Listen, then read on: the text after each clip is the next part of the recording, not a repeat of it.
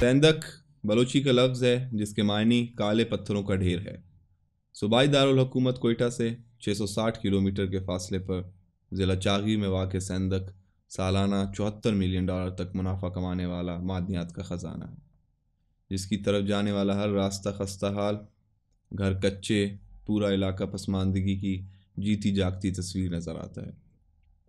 1961 میں geological survey of Pakistan نے سیندک میں تانبے کے ذخائر دریافت کیے تھے، جس کے بعد یونائٹڈ جیولوجیکل سروے کے ساتھ مل کر تانبے کے ذخائر کی موجودگی کی تصدیق کی گئی، جس کے نتیجے میں سیندک میٹل لمیٹڈ کا قیام عمل میں لایا گیا اور اسے علاقے میں سونے اور تانبے کی کان کنی کا کام سونپا گیا۔ 1990 کی دہائی میں یہ کمپنی اپنی موجودہ شکل میں تب وجود میں آئی جب اس نے چینی company China metallurgical corporation MCC کے ساتھ سیندک کے حوالے سے معاہدہ کیا۔ آزمائشی پیداوار کے دوران 2001 تک حکومت پاکستان کو سالانہ تقریباً 300 ملین تک کا نقصان ہوا۔ اس کے بعد وفاقی حکومت نے 2002 میں ایک کمیٹی تشکیل دی اور کان کنی سے دوری اختیار کرتے ہوئے 10 سال کے لیے پروجیکٹ چینی کمپنی کو لیز کی بنیاد پر حوالے کر دیا گیا۔ MCC کی لیز کو پہلی مرتبہ 2011، پھر 2017 اور پھر 2022 میں 3 مرتبہ توسیع دی گئی۔ 2023 کے دوران بلوچستان حکومت کو منصوبے پر کام کرنے والی چینی کمپنی کی جانب سے رائلٹی کی مد میں $2.5 بلین کا چیک دیا گیا۔ سیندک میٹل لمیٹڈ SML کے مطابق اب تک بلوچستان حکومت کو $13.125 بلین رائلٹی کی مد میں دیے جا چکے ہیں، جبکہ 2010 سے 2022 تک بلوچستان حکومت کو کارپوریٹ سوشل رسپانسبلٹی CSR کے مد میں $23 بلین تک دیے جا چکے ہیں۔ اب اس پروجیکٹ کو MCC reserves development company MRDL چلاتی ہے۔ 2024 میں MRDL نے اپنی پیداوار کو وسعت دیتے ہوئے 275 نامی پروجیکٹ صرف 11 ماہ میں مکمل کیا۔ MCC کا سیندک کے ساتھ تعلق تقریباً 40 سال کا ہے۔ 1987 کے دوران اس منصوبے کو شروع کرنے کے لیے MCC کو شامل کیا گیا تھا۔ 2002 سے MCC سیندک کو لیز بنیاد پر چلا رہا ہے۔ اس منصوبے کو چلاتے ہوئے MCC کو 20 سال ہو گئے ہیں۔ اس منصوبے نے علاقے کی سماجی و معاشی ترقی میں اہم کردار ادا کیا۔ خاص طور پر آس پاس کے 6 قلعوں میں ہم نے مفت پانی اور بجلی فراہم کی ہے۔ MCC کی اپنی سرمایہ کاری کو پاکستان میں مزید بڑھانے کے لیے منصوبے میں عالیہ وسعت بہت اہم قدم ہے۔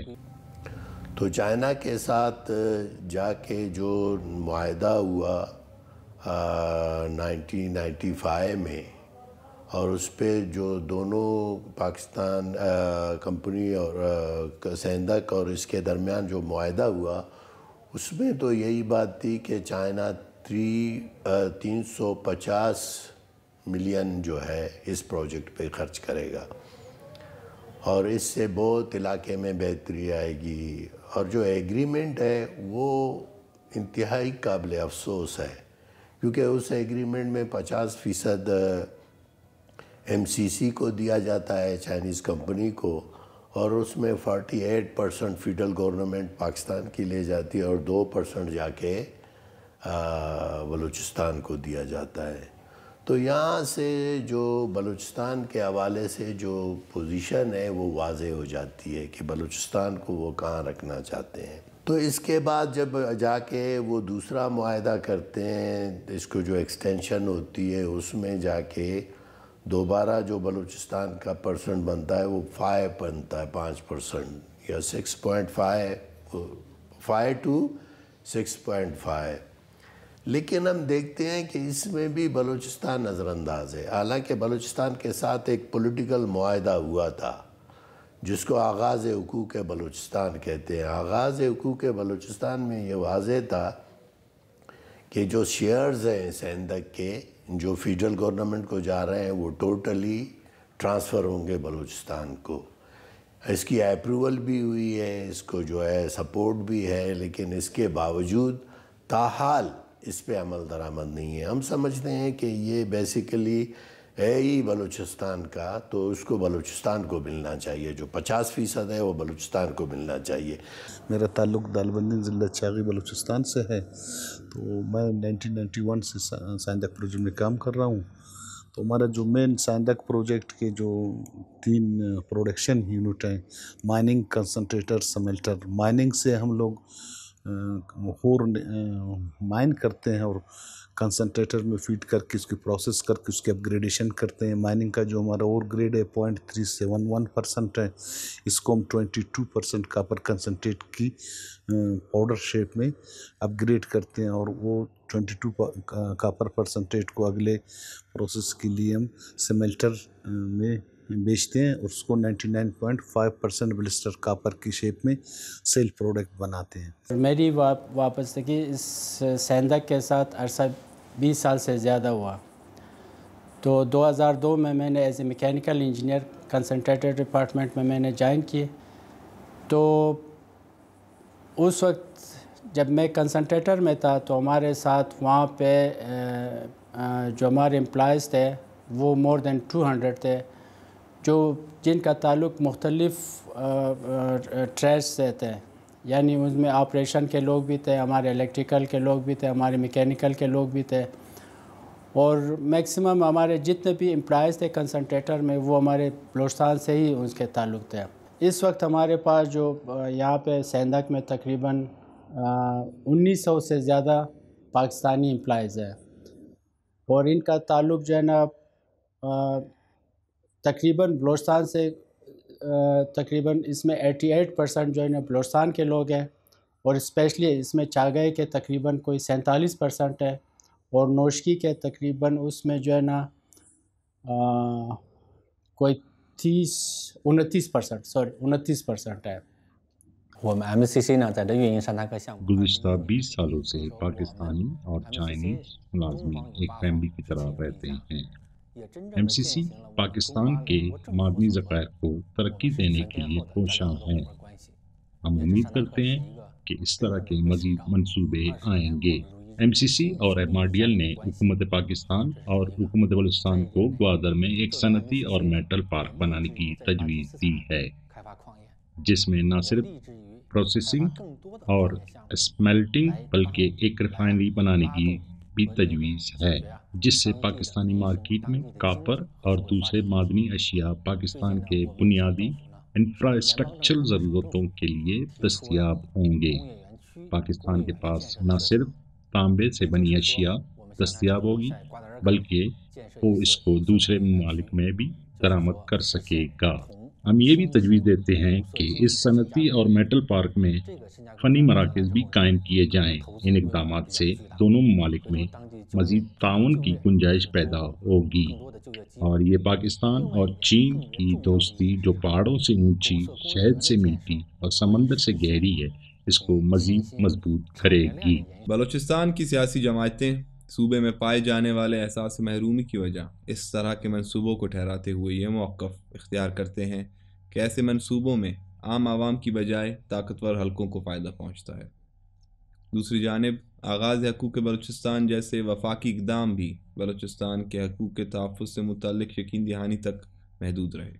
اب تک عملاً حکومت بلوچستان کو ریالٹی کی مد میں وفاق کے 53% میں سے 6.5% تک ریالٹی دی جاتی ہے۔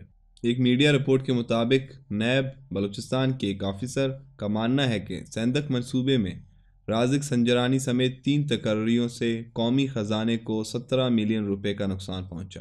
کمپنیز بڑے طاقتور ہوتے ہیں، کمپنیز کے پاس پیسہ ہوتا ہے، وہ اپنی مرضی کی ایگریمنٹ کے لیے بہت سے طریقہ کار استعمال کرتے ہیں، تو اسی لیے ہمارے جو لوگ ہیں وہ اس کو چھپانے کی کوشش کرتے ہیں، کیونکہ اس کے پیچھے ضرور نہ ضرور کوئی غلط کام چھپا ہوگا۔ نہیں، اگر دنیا میں تو ایگریمنٹ جو ہوتی ہے وہ پبلش ہوتی ہے۔ سوشل سیکٹر میں جس طرح آپ لوگوں کو پتہ ہے، ہمارے سائندک کے سراؤنڈنگ میں 6-7 کلیاں ہیں، ہم ان کو فری آف کاسٹ بجلی بھی دے رہے ہیں، بغیر کسی بل کے، بغیر کسی میٹر کے۔ اور ہمارے پاس جو اسکول ہے، ہائی اسکول ہے، میٹرک تک English medium school, free of cost ہم سراؤنڈنگ کلی کے بچوں کو پڑھاتے ہیں۔ اور पिक एंड ड्रॉप भी है। इनकी जो किताबें, यूनिफॉर्म और बस्ता वगैरह भी कंपनी प्रोवाइड करता है। और पीने का साफ़ पानी भी सराउंडिंग किले को प्यूरिफाई ट्रीटेड वाटर बेचते हैं अपने वाटर वॉजर की थ्रू। और जो किले के लोग हैं वो सारे मतलब बेनिफिट ले रहे हैं। हॉस्पिटल का भी इसी तरह है, मतलब बाकी सारे टेस्ट फ्री ऑफ कॉस्ट है। खाली मेडिसिन के हम 50% दवाइयों के उनसे चार्ज करते हैं, 50% कंपनी पे करता है। जो यहाँ पे इस वक्त मैं ह्यूमन रिसोर्स को भी डील कर रहा हूँ, और इसमें जो हमारे जो एम्प्लॉयज़ है एकोमोडेशन उनका फ्री होता है, ट्रांसपोर्टेशन उनका फ्री होता है, और साथ साथ में हमारे यहाँ पे जो हॉस्पिटल भी है, हमारे पास यहाँ पे एक अच्छे स्कूल भी है। और स्कूल में इस वक्त तकरीबन स्टूडेंट्स जो है ना वो तकरीबन कोई 500 से ज़्यादा है मेरे ख़्याल में। और हॉस्पिटल हमारे एक बड़ा बेहतरीन हॉस्पिटल है जिसमें हमारे 5 डॉक्टर इस वक्त खिदमत अंजाम दे रहे हैं, जिसमें 3 हमारे पाकिस्तानी और 2 चाइनीज़ है, और बड़े अच्छे मशीनरी से ये इक्विप्ड है। लेकिन जो चाइनीज़ हैं इस वक्त जिनकी ज़िम्मेदारी है, कंपनी की जो ज़िम्मेदारी है ना, वो अपनी ज़िम्मेदारी से मुबर्रा है।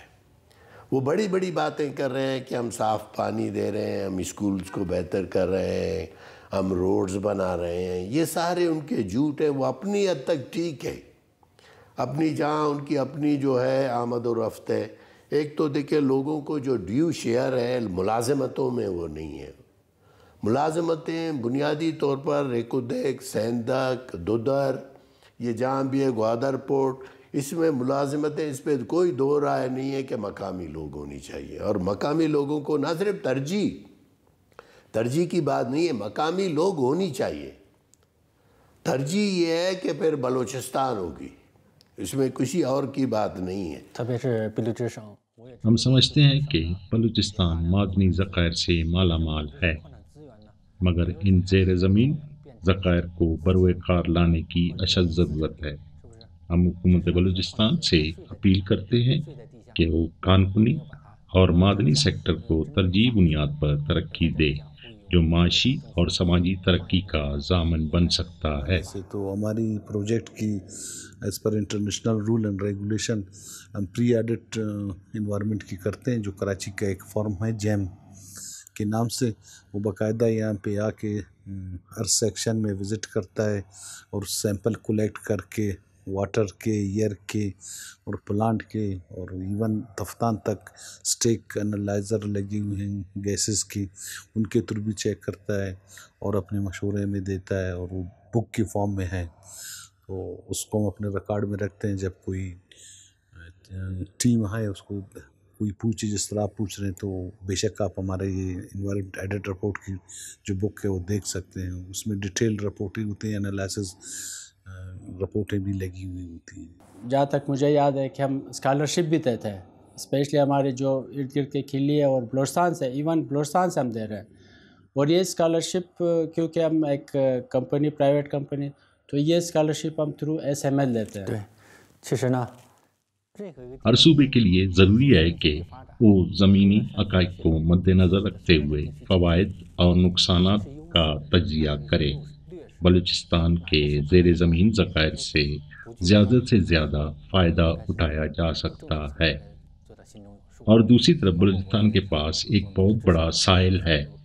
हुकूमत बलूचिस्तान माहीगीरी और समंदरी हयाती इंडस्ट्री को एक पिलर इंडस्ट्री बना सकती है।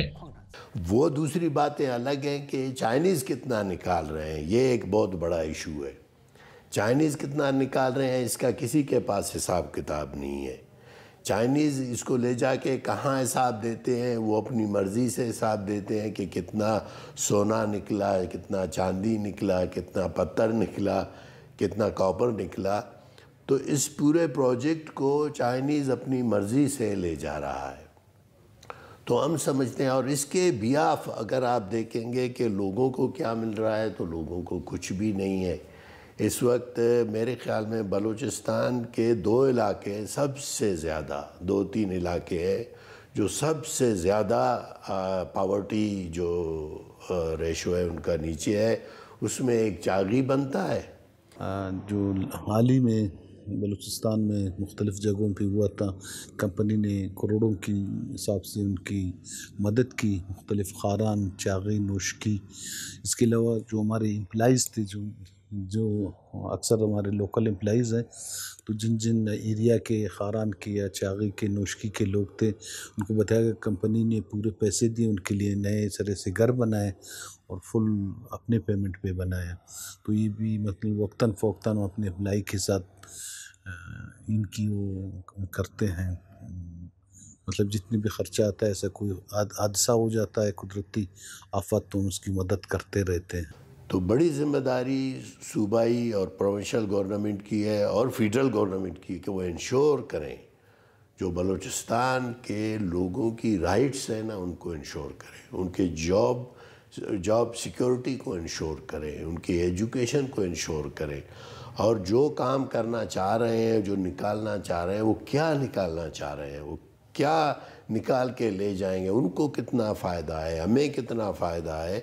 बलूचिस्तान गवर्नमेंट को भी जो ज़ाती नोयत के भी जितने प्रोजेक्ट्स हैं जो चाइनीज़ के साथ हैं, उनको मॉनिटर करना चाहिए।